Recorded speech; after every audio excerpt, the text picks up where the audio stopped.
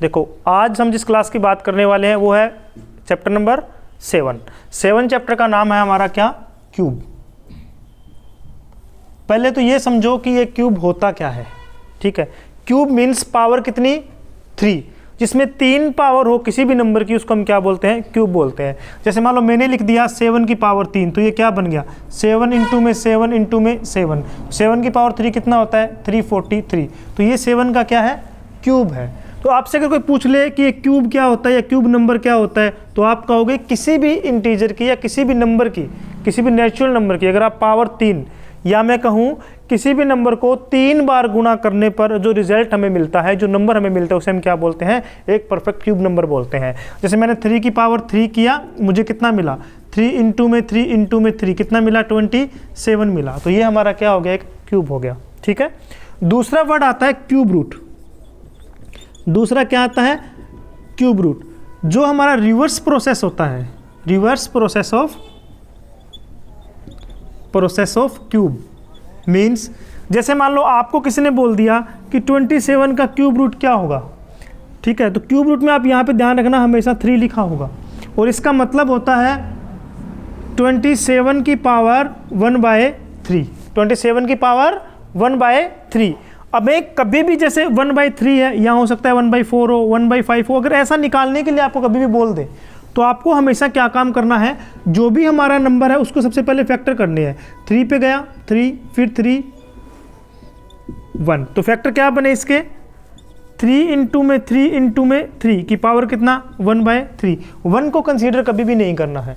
1 को कंसीडर क्यों नहीं करना है, क्योंकि 1 को आप जितने मर्जी बारी मल्टीप्लाई करते जाओ हमेशा क्या आएगा, 1 ही आएगा, ठीक है। इसलिए 1 को कंसीडर यहाँ पर नहीं करना है। 3 को 3 बार मल्टीप्लाई किया। अब ये जो पावर होती है ना, 1/2, 1/3, 1/4, इसका मतलब ये होता है कि नीचे एक जैसे जो हमारी ब्रैकेट है इसके अंदर एक जैसे इतने नंबर है, और उनमें से एक हमारा क्या है, उसका क्यूब रूट है। तो इसका आंसर हमारे पास क्या आ गया, 3। अब मैंने ये क्यों लिखा रिवर्स प्रोसेस, मैंने इसलिए लिखा कि अगर मैं 3 का क्यूब निकालता हूँ तो कितना आएगा, 27, और 27 का अगर मैं क्यूब रूट निकालता हूँ तो कितना आएगा, 3। 3 का क्यूब कितना होता है, 27, और इसका क्यूब रूट कितना होता है, 3। यहाँ तक बात समझ आई क्या। सबसे इंपॉर्टेंट जो बात थी आपके चैप्टर में वो इतनी ही थी, जिसके भी आप पर हमें क्वेश्चंस करने हैं। अब हम 2 बातें सीखते हैं। 2 बातें हम क्या सीख रहे हैं कि अभी हम इस चैप्टर की, हम पहले क्या बात कर रहे हैं, ओनली हम 7.1 की बात कर रहे हैं। 7.1 के अंदर जो ज़्यादा ध्यान दिया गया, किस टाइप के क्वेश्चंस आपको दिए गए, उनकी हम बात कर लेते हैं। जैसे मान लो मुझे कोई भी एक नंबर दे दिया, जैसे मान लो मुझे किसी ने 9 ही दे दिया, है ना, तो वो हमें ये बोलेगा कि जो 9 है, कि बताओ ये परफेक्ट क्यूब नंबर है या नहीं है। सबसे पहला क्वेश्चन आपसे यही पूछा जाएगा कि बताओ जो 9 है वो परफेक्ट क्यूब नंबर है या नहीं है। तो हम क्या काम करेंगे, 9 के हम फैक्टर करेंगे, क्या बनेगा, 3 इंटू में 3।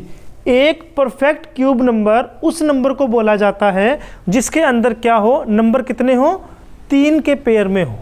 ये बात समझ आई कि जो 3 के पेयर में जो नंबर्स होते हैं उसे हम परफेक्ट क्यूब नंबर बोलते हैं। तो इसमें ये एक जैसे कितने नंबर आए, 2 ही आए, तो इसका मतलब ये नंबर हमारा परफेक्ट क्यूब नंबर नहीं है। और इसको परफेक्ट क्यूब नंबर बनाने के लिए आपसे 2 बातें पूछी जाएगी।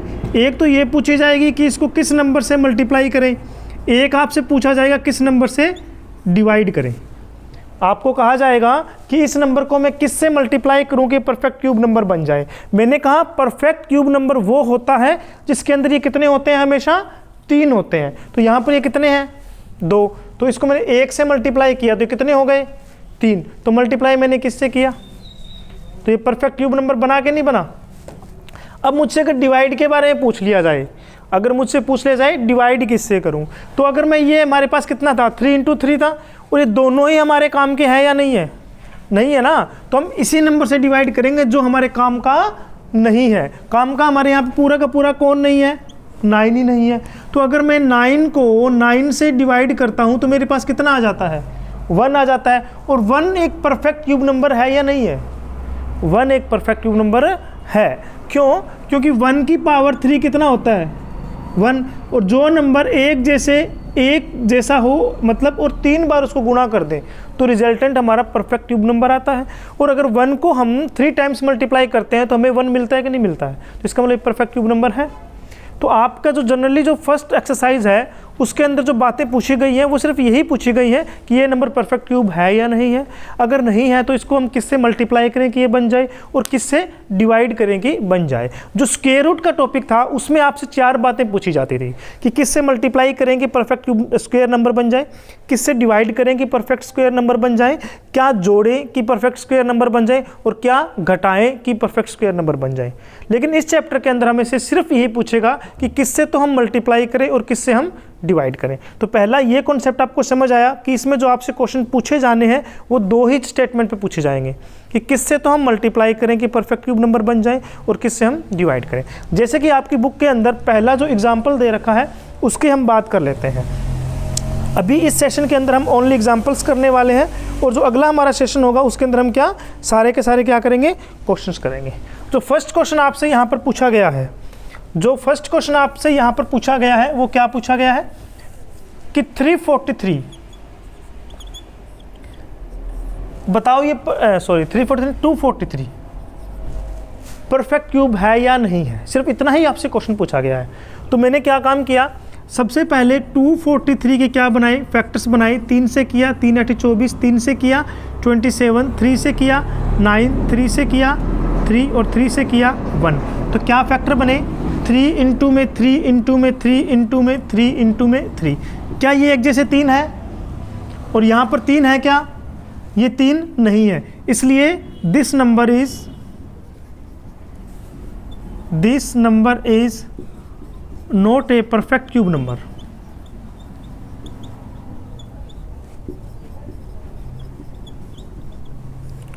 ये हमारा फर्स्ट क्वेश्चन आपको जो एग्जांपल दे रखा है उसमें सिर्फ इतना पूछा गया है ये नंबर परफेक्ट क्यूब है या नहीं है, कोई दिक्कत। अब दूसरा जो एग्जांपल हमसे यहाँ पर पूछा गया है वो ये पूछा गया है कि 392 जो है वो हमारा परफेक्ट क्यूब नंबर है या नहीं है। अगर नहीं है तो हम इसको किससे मल्टीप्लाई करें कि ये परफेक्ट क्यूब नंबर बन जाए। अब देखो किस से मल्टीप्लाई करें, जब ये लाइन बोली जाती है किस से मल्टीप्लाई करें तो ये बहुत सारे नंबर्स हो जाते हैं जिनसे हम मल्टीप्लाई कर सकते हैं। हमारा क्वेश्चन ये होना चाहिए कि किस छोटे से छोटे नंबर से मल्टीप्लाई करें। देखो मैं ये कहूँ कि एक नंबर को आप मल्टीप्लाई करो तो आप उसको 2 से मल्टीप्लाई कर सकते हो, 3 से मल्टीप्लाई कर सकते हो, 4 से कर सकते हो, 5 से कर सकते हो, 6 से कर सकते हो, किसी भी नंबर से कर सकते हो ना। तो वो नंबर्स बहुत ज़्यादा हो जाते हैं। जब आपको ये बोला जाए कि आप एक नंबर को फर्स्ट इवन नंबर से मल्टीप्लाई करो, क्या बोला मैंने, फर्स्ट इवन नंबर से मल्टीप्लाई करो, तो फर्स्ट इवन नंबर ओनली कौन होता है, 2। तो हमने बात को हमारी कंसाइज कर दिया और हम ओनली किससे मल्टीप्लाई करेंगे, 2 से मल्टीप्लाई करेंगे। तो अब हमें ये यहाँ पर पूछा गया है कि बताओ ये एक परफेक्ट क्यूब नंबर है क्या, और उसके बाद में इसने लिखा है कि इफ नॉट, यदि नहीं, find out the smallest natural number by which 392 must be multiplied so that the product is a perfect cube number. कहता अगर ये परफेक्ट क्यूब नंबर नहीं है तो इसे किस छोटे से छोटे नंबर से गुणा किया जाए कि ये परफेक्ट क्यूब नंबर बन जाए। तो सबसे पहला काम आपको क्या करना है, 392 के क्या करने हैं, फैक्टर्स तोड़ने हैं। ठीक है, तो देखो इसको 2 से करेंगे तो कितना आ जाएगा, 19 दूनी 38 और 6। ठीक है, फिर हम इसको 2 से करेंगे, 2 में 18, 2 8 16, फिर 2 से करेंगे 49, फिर 7 से करेंगे 7। तो इसके फैक्टर्स क्या बन गए बेसिकली 392 के, 2 इंटू में 2 इंटू में 2 इंटू में 7 इंटू में 7।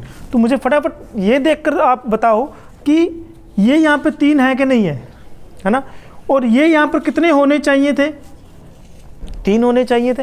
लेकिन क्या यहाँ पर 3 है, नहीं है। तो कौन कम है, 7। तो 7 को लाने के लिए हम इसको किससे मल्टीप्लाई कर देंगे, 7 से। तो स्मॉलेस्ट नंबर क्या हो गया, smallest number by which we multiply our number is 7। कौन आ गया, 7। बात समझ आई क्या।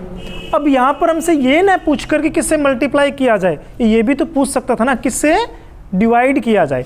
अब डिवाइड करने में मैंने कहा कि जो हमारे काम का नहीं है उनको भगा दो, जो हमारे काम का नहीं है उनको वहाँ से क्या करो, भगा दो। जब ये 7 हमारा नहीं था तो ये 3 थे कि नहीं थे, क्या ये नंबर हमारे किसी काम का है, किसी काम का नहीं है ना, तो इसको हम क्या कर देंगे, भगा देंगे।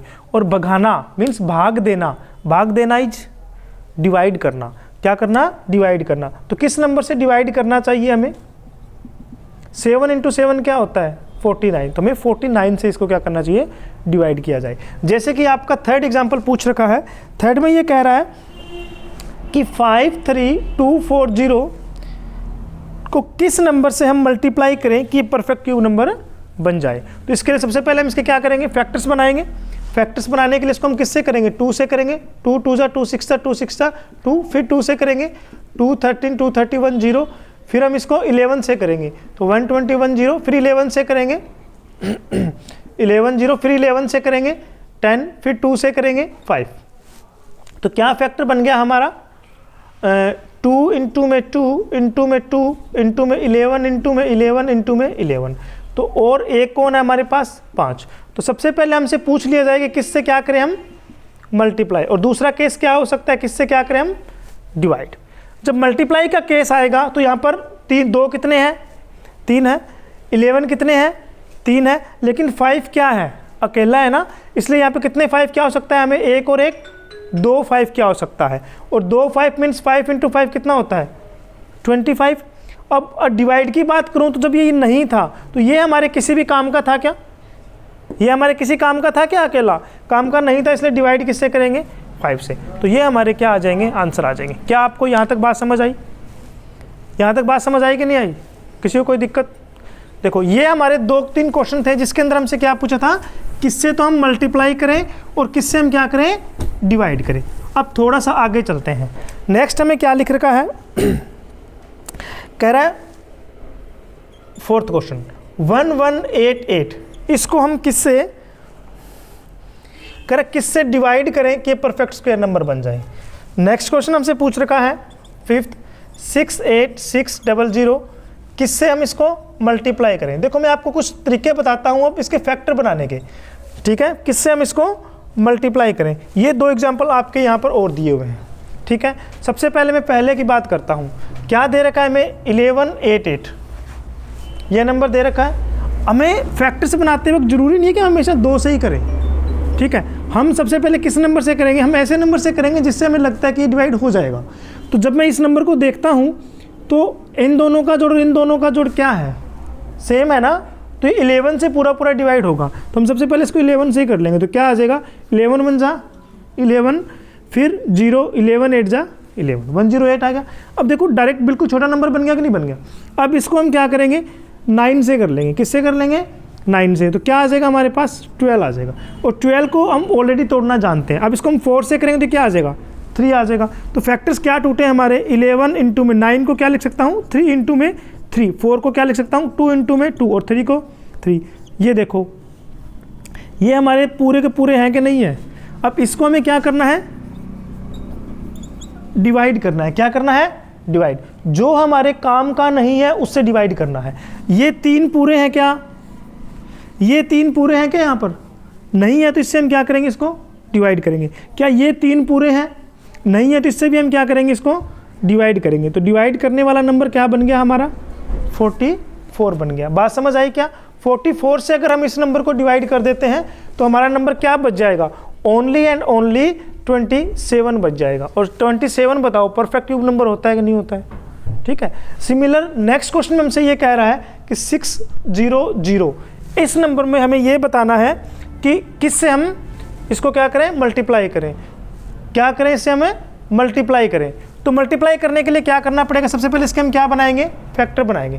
देखो फैक्टर बनाने के लिए हम इसको क्या लिखेंगे, 686 इंटू में क्या लिख देंगे, इसको 100 लिख देंगे, ठीक है। तो ये जो इधर वाला नंबर है 100, इसको मैं क्या लिख दूंगा, 25 इंटू में 4, और इसको मैं क्या लिख दूंगा, 5 इंटू में 5 इंटू में 2 इंटू में 2। तो 100 की मुझे फैक्टर बनाने की आवश्यकता नहीं पड़ी। अब मुझे 686 का बनाना है। तो 686 को अगर मैं 2 से मल्टीप्लाई करता हूँ तो क्या बचता है मेरे पास, 343 बचता है। और हमें पता होना चाहिए 343 किसका क्यूब होता है, 7 का क्यूब होता है। इसलिए यहाँ पे मैं क्या लिख सकता हूँ, 7 इंटू में 7 इंटू में 7। तो ये हमारे क्या बन गए, बेसिकली इसके फैक्टर बन गए। तो देखो सबसे पहले हमें ये देखो कि 2 इंटू में 2 इंटू में 2, ये 3 टाइम्स है कि नहीं है। फिर 7 इंटू में 7 इंटू में 7, ये भी 3 टाइम्स है कि नहीं है। इसके बाद हमारे पास कौन बचा, 5 इंटू में 5। अब 2 ही 5 है और हमें यहाँ पर मल्टीप्लाई करना है या डिवाइड करना है, हमें यहाँ पर मल्टीप्लाई करना है। हमेशा कितने 5 होने चाहिए थे, यहाँ पर 3 होने चाहिए थे, है कितने 2। तो हम क्या काम करेंगे, इसको 5 से मल्टीप्लाई कर देंगे। किससे मल्टीप्लाई कर देंगे, 5। और 5 से अगर हम मल्टीप्लाई करते हैं तो ये हमारा क्या बन जाएगा, परफेक्ट क्यूब नंबर बन जाएगा। यहाँ तक बात समझ आई क्या? इसका मतलब हमें इसको परफेक्ट क्यूब नंबर बनाने के लिए किससे मल्टीप्लाई करना पड़ेगा, 5 से मल्टीप्लाई करेगा। देखो ये इसका इंट्रोडक्शनरी पार्ट था और इसके अंदर मैंने सारे के सारे जो एग्जांपल आपको यहाँ पर दिए हैं वो कवर किए हैं। नेक्स्ट सेशन में हम बात करेंगे इसकी, इस जो हमारा फर्स्ट एक्सरसाइज है 7.1 उसके सभी क्वेश्चंस की। Thank you so much.